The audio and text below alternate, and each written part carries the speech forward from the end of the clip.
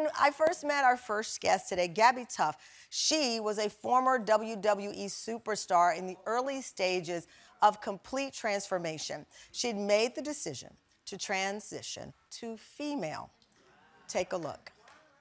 That was my first experience. My very first memory when I was 4 was me stuffing toys up my shirt to pretend like I was pregnant. My mom asked what I was doing, and she did, what every mom would do. My parents are wonderful. She's like, "Oh, that's girls get pregnant, sweetheart. Boys don't get pregnant."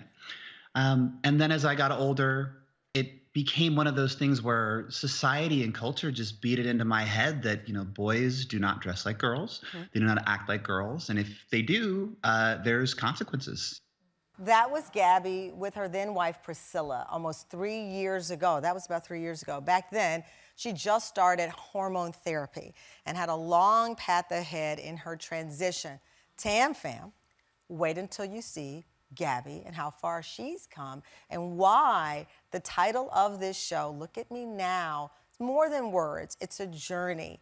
Please welcome back to our show, Gabbi Tuft.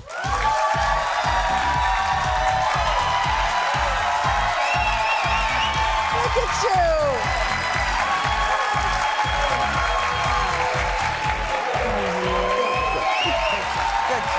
Look at you now. It's amazing. Oh my God. Look at you now. Thank you. How do you feel? I feel incredible. Absolutely incredible. You feel incredible? I do. Yes. You've gone through a lot since we last saw you. Priscilla, you all have since divorced, but you're still great friends and co-parenting together. Absolutely. Yeah, we're in the process of divorcing. In the process of divorcing. Best of friends. And how old is Mia now? She turned 12 a couple days ago, yeah. Mia turned 12 a couple of days ago. Oh, yeah. She refers to you still as? As dad. As dad. Mm-hmm. How has it been having her still refer to you as dad, but then go through the continued transformation that you are going through? She asked early on, she said, "What do I call you?" So you can call me dad, you can call me mom, you can call me whatever you want. And she said, "Can I call you dad?" Yeah. Of course you can. So when we're out in public and I'm shopping at a grocery store or something, and she's down the aisle, she's like, "Oh, hey, dad." Everybody kind of turns and looks. They're like, "Wait, what?" But it doesn't bother me because it makes her feel comfortable. Makes her feel comfortable. Yeah, I love that's all that matters. You now have said there's a term, and I did not know this until meeting Gabbi. It's called clockable. Oh, God, yeah. Tell the audience what clockable means. So in the transgender community, the term clockable means that somebody that doesn't know you can look at you and tell you're a trans woman or trans man. And so we use the term, the goal is to be as unclockable as unclockable. Possible. And lately you've been continuing on your journey and you feel you're less and less clockable. I mean, I know I'm clockable. Right. And that's part of it because I know what I am. I'm not sure if everybody has that perspective where they know, like, I am a trans woman. I wasn't born a woman. I have big hands, I have big feet. I can't change that, and I'm okay with that. You're okay with that. Because I love who I am on the inside. And so if somebody clocks me, thank you. If somebody clocks me, it's okay. I don't mind. Yeah. You have such a peace about you right now. You always did, but it's on Zoom, so it was hard for me to tell. But now seeing you in person, because at the end of the day, so many people got to know you as a WWE superstar. This physically fit, hyper masculine environment. And then you bravely, and I say bravely, listen, I understand not everyone accepts an individual's journey, whatever it is. This conversation is not about whether or not you agree, it's whether you respect. And you commanded respect. And I appreciate that because you said, this is who I am. Yeah, I appreciate that. And it's one of the things that I always looked at early on. I don't expect anyone to ever accept my journey, to change their views, to change their mind on how they feel about the transgender community. Yeah. My purpose here, I really feel, is to just be transparent with my journey like I was when I first came on your show. Yeah. And put it out there so that if anybody wants to learn or they want to have insight to what this journey's like, there's empathy and emotion. Empathy and emotion. Yeah. I love that. And I gotta say, I mean, you've coached people with fitness, and you lost some clients initially. I did, yeah. My previous business was mostly male. It was 92% male demographic. And when I transitioned, alpha males don't like their alpha male heroes turning into a woman, which is totally understandable. I get it. And I can never be upset at anybody for not sticking with the business.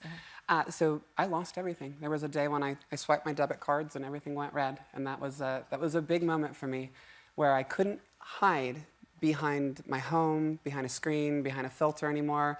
And I had to put myself out there and be real with the world and say, okay, I need to go fix this right now. Gabbi's mission was to build a new business, and she did. The rest of the story and why today she is saying, look at me now. Next.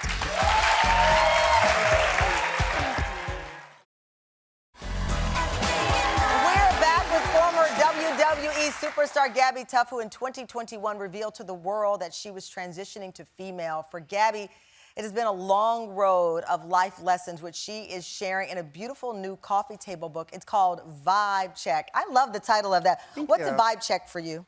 The vibe check is just looking at the internal. Right. Because the internal reflects everything that happens on the outside world. In the book, it contains, absolutely, please, I love that. I love it.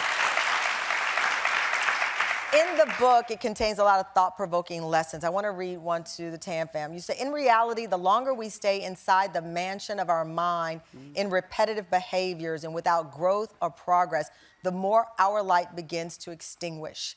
If we embrace the uncertainty and exhale into it, we immediately see the limitless possibilities in all directions. I mean, you are like a self-help guru now. My clients kind of view me that way, yeah. There's a lot of deep thought that went into that. Lots of lessons from the universe on this journey, right. And now you're helping women on their fitness journey. Right, yeah. So licensed sports nutritionist, certified personal trainer, scientist by trade. I'm going to tell you, that looks scary workout. I'm not working out with you. I mean, not all my clients do that. Well, this client won't be doing it. I mean, you are intense. You got the coaching business. Are you, I do. What? I can't keep up. You don't have to. We could send you for a walk if you want to. You can, we'll track your heart rate. So some of it is meeting people where they are, which is beautiful. Like if I need to take a walk, you'll coach me through the walk. That's totally. So it's wherever you are, what your schedule is. I know we got a lot of busy moms that came to me, and it was such an honor too. I never expected that to happen, to be coaching biological, like born females and inviting me to their homes on Zoom calls and stuff like that. But yeah, it's about nutrition, fitness, and how it fits into your schedule and using the science to make it work. So you are so popular right now. Gabbi expanded the reach with an app. I did. So you have an app, I can log on, and then you'll be like, Tamron, 10 squats. Absolutely. I have an entire team of coaches that I have hired underneath me, PhDs, master's degrees. I have the Department of Health director as one of a certain state on my team. They've all learned my behavioral pattern modification techniques. So we know that we start on a journey and we fall off all the time. We've all done diets before, we know that. But what's the difference? How do we make it sustainable? And that's about cyclical behavior and using neuroscience and psychology to modify those behaviors. Look at this brain of yours. Oh my gosh. I'm impressed. So recently, you went back into the WWE world, SmackDown, right? Madison Square Garden. I did, yeah. Which was your first time stepping back in the arena since your retirement over 10 years ago. It was. You look like, I'm winning, I'm back. But what did it feel like to be back as you are now? It was incredible. I didn't realize how much I had missed being in an arena. And to see the lights and I mean, 15,000 people in Madison Square Garden, packed house, and I was on the floor, and to hear the sounds of the ring and seeing my friends that I was in the WWE with before now leading the show, they're the big superstars, and just to see them 10 feet in front of me, it was just an overwhelming feeling of joy and gratefulness. For people who know what you've gone through, what's important now to you? I would always say what's important is how you feel consistently, because emotions are learned behavior. We don't come out of the womb feeling angry, malice, rage, depression. That's learned behavior. And so when I thought about that, I thought, we can change like that. And so every morning I wake up, I choose happy, and I align myself and everything around me with things that bring me joy and gratefulness. Oh, that's beautiful. Listen, Tam fam. Gabbi's inspirational book is called Vibe Check. It's out now. And to celebrate the launch of her new fitness app, Start Stretching, Go get your Epsom salt because Gabbi is gifting you each your own 30-day subscription of coaching and access